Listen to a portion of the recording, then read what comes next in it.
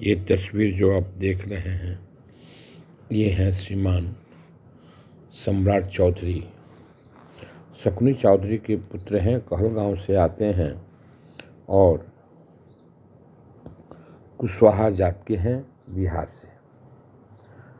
और भारतीय जनता पार्टी ने पहले इनको विधान परिषद का प्रतिपक्ष का नेता बनाया था, अब इनको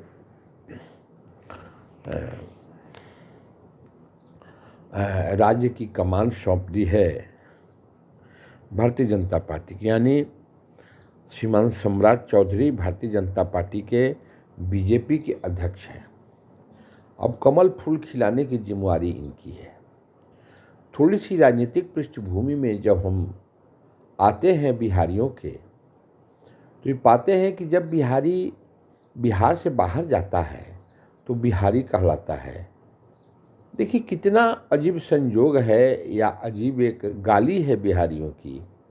लेकिन जब वो बिहारी बिहार से के अंदर आता है तो बिहारी नहीं रह जाता, उसका बंटवारा होता है बिहारी का पासवान में, कुशवाहा में, कुर्मी में, राजपूत में, ब्राह्मण में, भूमिहार में, पिछड़ा में, अति पिछड़ा में। अब ये देखिए, तो जो लड़ने की फोर्स और लड़ने की जो कसम और जो जीत की कसक लेकर के बिहारी आता है, वो एक आम बिहारी यहाँ अकेला पड़ जाता है, क्योंकि उसको उसकी पहचान अब उसकी जातीयता हो जाती है। यहाँ पर कुशवाहा जात से संबंध रखते हैं श्रीमान सम्राट चौधरी, और बिहार में राजनीति हो और उसमें जातीयता नहीं हो, ऐसा तो संभव नहीं है। मैं चूंकि एक खुद बिहारी हूँ तो मैं जानता हूँ कि बिहार में जातीयता राजनीति में जरूरी है। अब देखिए कि ये श्रीमान नीतीश कुमार को पदच्युत करने की कसम खाए हैं सम्राट चौधरी, और उन्होंने सर में पगड़ी बांध रखी है और कहते हैं कि जब तक मैं श्रीमान नीतीश कुमार को हटाऊंगा नहीं तब तक मैं कुर्सी का त्याग नहीं करूंगा। थोड़ी सी राजनीतिक पृष्ठभूमि को हम लोग जाने तो 15 साल राष्ट्रीय जनता दल का शासन रहा, 90 से लेके 2005 तक। लोग कहते हैं कि उस समय जंगल राज था, और एक सच्चाई है कि उस समय जातीय संघार, नरसंहार बहुत हुए थे। दर्जनों लोग काटे जाते थे एक के कास्ट के द्वारा दूसरे कास्ट में, और लाशों के ढेर पर बिहार में राजनीति होती थी। अपहरण चरम सीमा पर था, और परमात्मा जाने यह हालात क्यों बन जाते हैं बिहार में। तब श्रीमान नीतीश कुमार आए, उन्होंने सड़कें तो थी, बिजली तो दी, लेकिन बलात्कार नहीं रुके, हत्याएं नहीं रुकी। हाँ, अपहरण भी चालू ही है, अपहरण भी चालू है। तो जो कानून को कठोरता से लागू की जानी चाहिए वो काम नहीं हुआ। रिजल्ट हुआ कि अपराधियों का मनोबल जितना डाउन होना चाहिए उतना नहीं डाउन हुआ। क्रिमिनल्स आगे रहे, और मेरी समझ में जहां भी समाज में अपराध होता है वहां कोई व्यवसाय खड़ा करना नहीं चाहता है। यही वजह हुआ कि आज 32 साल एक यादव और एक कुर्मी जात के मुख्यमंत्री होने के बाद भी पिछड़ा समाज जो है, अति पिछड़ा समाज हमेशा अपने को उपेक्षित समझता रहा। व्यक्तिगत फायदे तो हुए, हम उस पछड़े में पड़ना नहीं चाहते हैं। व्यक्तिगत फायदे हुए, लेकिन सामाजिक फायदे नहीं हुए। बेरोजगारी जो है, एक शब्द आती है तो सरकारी नौकरियों से बेरोजगारी दूर हो, ऐसा नहीं हो सकता, ऐसा संभव कभी नहीं है। उसके लिए हमारे यहाँ कल कारखाने लगने चाहिए थे, लेकिन कोई व्यवसायी आवे तो कैसे आवे। व्यवसायी जैसे ही अपने उद्योग की घोषणा करेगा, नेताजी के आदमी राइफल लेकर के उसके पास पहुंच जाएंगे, हमको रंगबाजी चाहिए। इस आशंका से, इस डर से कोई व्यवसायी आता नहीं है और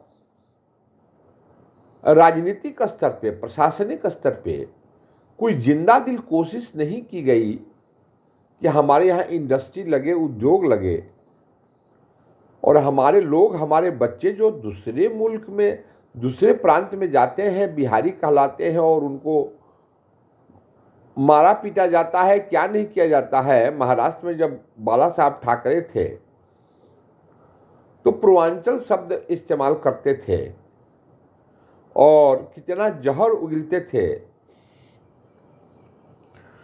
आप सबको फायदा है, आप सबको पता है। तो अब बिहारी जाए तो कहाँ जाए? 32 साल का शासन श्रीमान लालू यादव, राबड़ी यादव और नीतीश कुमार का लोगों ने देखा, लेकिन इंडस्ट्रीज नहीं लगी और जब तक उद्योग नहीं लगेंगे तब तक बिहार का विकास नहीं होगा। अब भारतीय जनता पार्टी ने श्रीमान सम्राट चौधरी को ये कहकर के लाया है कि तुम कमल फूल खिलाओ। अब जातीय संघर्ष की ये कहानी कहां चलेगी? देखिए, राजनीतिक संघर्ष तो है, लेकिन राजनीतिक संघर्ष की नींव में रहती है जातीय संघर्ष।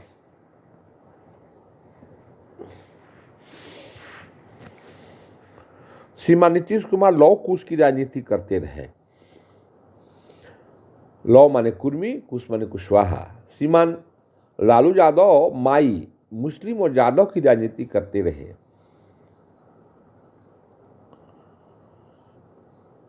और छूट गई बिहार की वो पांत, वो लोग जिनको नौकरी चाहिए। अगर उनकी सत्ता में भी कोई जन्म लिया होगा तो वो नौजवान 32 साल का हो गया, उसके भी बाल बच्चे हुए, लेकिन ये कहने में कोई उर्ज नहीं है कि हमारे यहाँ बिहार में उद्योग धंधे नहीं लगे। अब सम्राट चौधरी को जो जिम्मेवारी दी गई है कि वो भारतीय जनता पार्टी को यहाँ स्थापित करें, और उन्होंने प्रतिज्ञा भी कर ली है। मुरेठा बांधते हैं, कहते हैं, पगड़ी बांधते हैं, कहते हैं जब तक कि मैं श्रीमान नीतीश कुमार को कुर्सी से पदच्युत नहीं करूंगा तब तक मैं ये नहीं हटाऊंगा। अब कुशवाहा समाज किधर है और राजनीति में किधर जाएगा, ये कहना बहुत मुश्किल है। एक तरफ उपेंद्र कुशवाहा है, इधर सम्राट चौधरी हैं और लौ से आते हैं आरसीपी सिंह हैं। भारतीय जनता पार्टी भी जातीय विषाद पे गोटियां बिछा रही हैं और सम्राट चौधरी ने प्रतिज्ञा भी कर रखी है कि मैं श्रीमान नीतीश कुमार को पद से हटाऊंगा। अब देखिए क्या होता है उधर। मगर एक तो बात सही है कि सम्राट चौधरी युवा नेता हैं, इनके अंदर उत्साह है और काम करने का जज्बा भी है। तभी इतनी कम उम्र में भारतीय जनता पार्टी ने इन पर भरोसा किया है कि ये भारतीय जनता पार्टी की नैया को 24 के चुनाव में पार कर देंगे। और उधर तेजस्वी यादव है। अब तो लगता है कि सम्राट चौधरी, तेजस्वी यादव, मुकेश सहनी और श्रीमान चिराग पासवान के बीच ही राजनीति होगी। स्वाभाविक है, पुराने लोग अगर हट जाएं, नए बच्चों को तवज्जो दी जाए तो एक अच्छी बात होगी। अब देखिए, ये जो तस्वीर है सम्राट चौधरी का, ये सर पे पगड़ी बांधे हुए, अभी कहेंगे तबे हटेगी जब मैं नीतीश कुमार को हटाऊंगा। ये पगड़ी